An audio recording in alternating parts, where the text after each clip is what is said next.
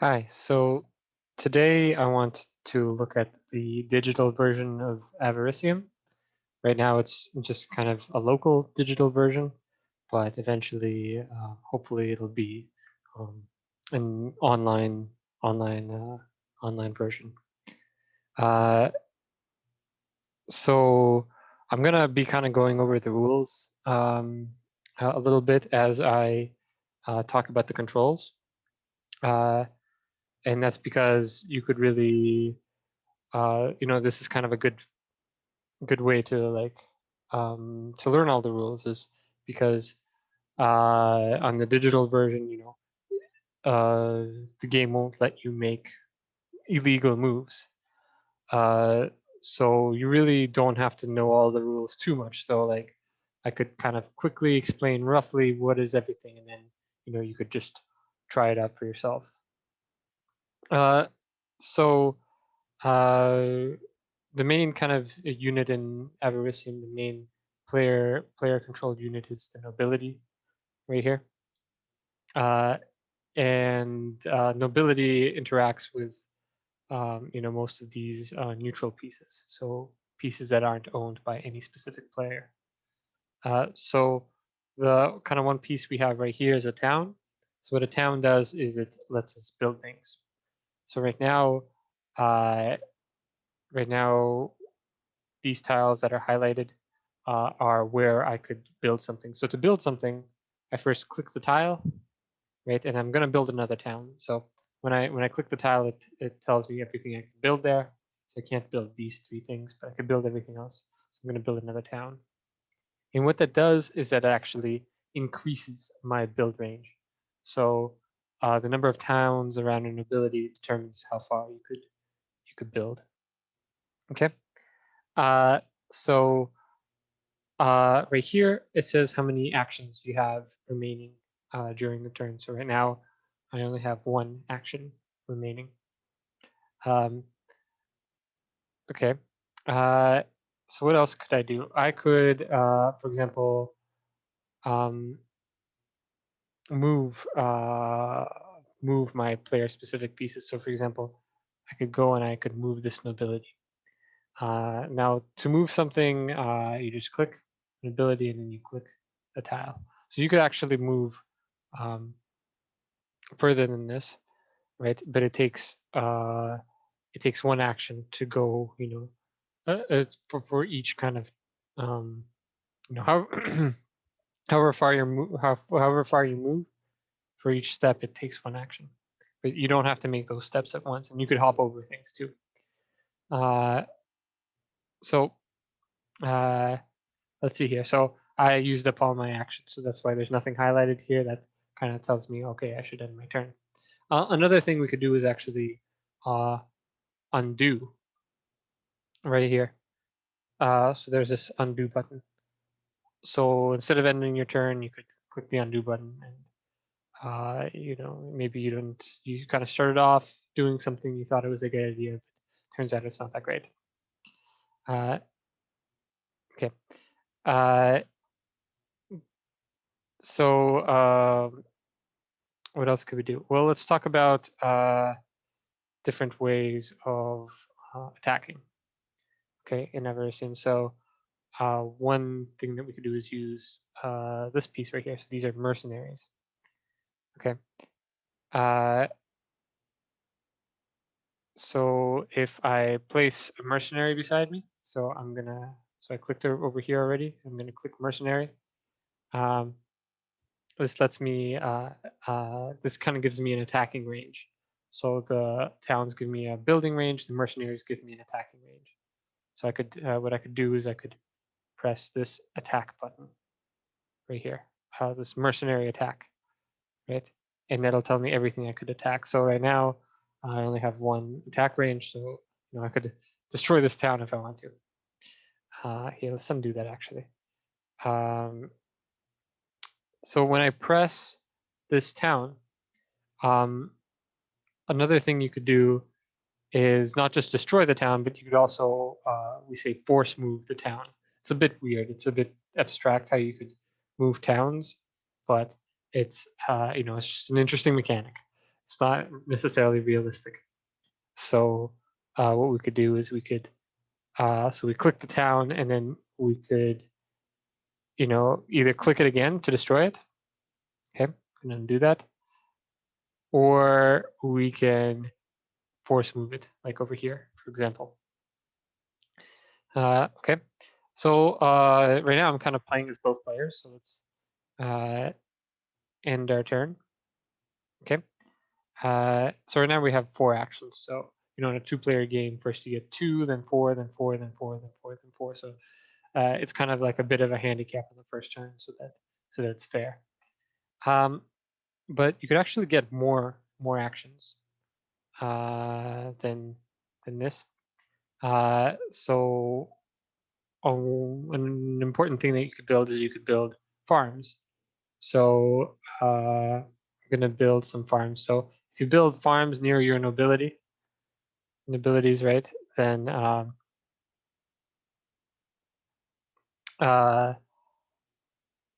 yeah, if you build farms near your nobilities, then what happens is that in turns afterwards, right, you're gonna get more actions. So for every 2 farms, you get a single new action on all your other following turns.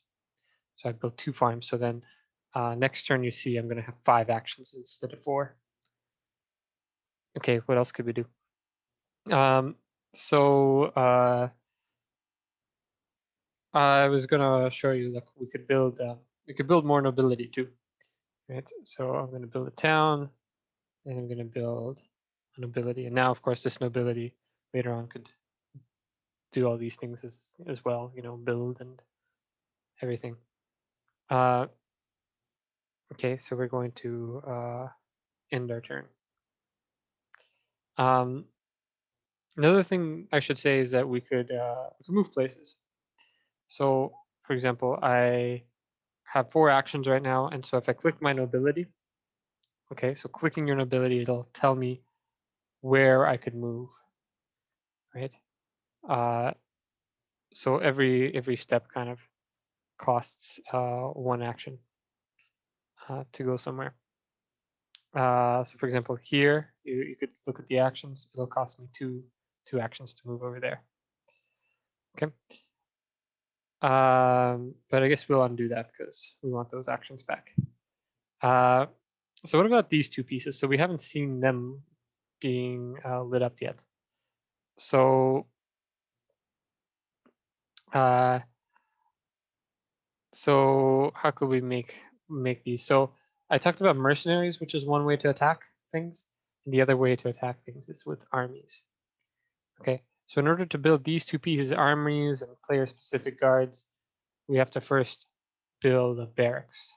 This is a barracks, and then we could build an army like this. Okay, so armies, what they do is they move, and when they move on things, they could push things like mercenaries, like that. Here, I'll do that. Or they could destroy things. So they just walk on them and destroy them, right? Uh, so that's armies. Okay, what else do we have? What could we do? So let's just go through the pieces now. Maybe we should talk about rebels. Okay, here I'm gonna build a town or something, and I'll let Red talk about rebels. So here we'll end turn. Um, so uh, so rebels. Uh, what do rebels do? Basically, rebels are pretty important. They could freeze things. Um, so if I place, so if I go over here, I'm gonna use this nobility basically to place a rebel over here. So I'm gonna click this spot. I'm gonna press this to spawn, the rebels, right? So now see this piece is frozen. We can't do anything. Um, okay. Now I'm gonna actually, unfreeze uh, this piece. So what I could do is I could place a guard. So you could place a neutral guard, and it'll unfreeze this piece. So another thing that neutral guards do is that pieces beside neutral guards can't be destroyed unless they're so okay, let's just say this. They can't be destroyed, right? But they could be force moved. And uh, but they also could still be destroyed if they can't be force moved. So if something is fully surrounded, right, then even if it's guarded, it could still be destroyed. So you could play around with these mechanics yourself. Like I'm kind of going quickly over a lot of things. Uh, so okay, let's see here. Um, so there's walls. Okay, so walls are cheaper to build. Right here, they only cost half an action. You can see that. So you can build lots of walls. And the thing about walls is that uh, the thing about walls is what that they really they can't be destroyed, and you can't like move over top of them, like to the other side of them. So maybe let's undo that. I'll show you. So here I'll build a wall here like that. Maybe undo that one actually. Uh, so see if I want to move, I could move over here, right? I can move over top of this farm to over here with my 2 actions, but I can't move over top of the wall. I actually need 3 actions to move here because I need to go around like this. Okay. So that's that. So here, let's just well, okay, let's go with that, I guess, and let's just end our turn. Um, so I talked about armies, but I guess I wanted to say too that armies could also freeze. Uh, you know, they kind of work as rebels that are on your side, so they freeze other pieces on the other team's side. So they freeze nobilities, other armies, and player-specific guards. And player-specific guards kind of work like guards, but that only guard you know things on your side, and they also unfreeze. Then we have this piece. This is called a road. So roads are really wacky. Uh, what they do is they kind of well, basically they make it so that if 2 tiles are adjacent to like a section of roads, then those tiles are adjacent to each other. So for example, see I'm adjacent to this town, so I get the build range from it. Also, like if I'm like 3 away from this, right? Because I'm 1, 2, 3, I kind of skip, when I'm counting roads. So roads are like the wackiest piece in the game. You have to be careful when using them because they kind of work against you sometimes. Uh, right. Yeah. So that's mostly the game.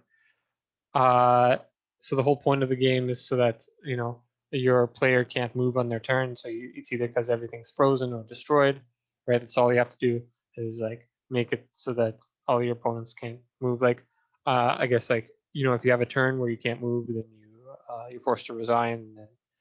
And even if you can move afterwards, you actually can't. Like if there's a lot of players, you can play this with up to 6 people. Uh, I also wanted to show off, like, look, there's hotkeys here. So everything here, you know, I really recommend like getting getting used to these hotkeys, right? You could do things pretty quick. So like, I'll end my turn. Ooh, next person's turn, and then I build this, build this, build this, freeze them, end my turn, right? Um, you could also have a time limit set. That's it's a cool feature. What else is there? Yeah, that's basically it. So yeah, I hope you kind of enjoyed this introduction to my game, and I hope uh, I hope you enjoy it.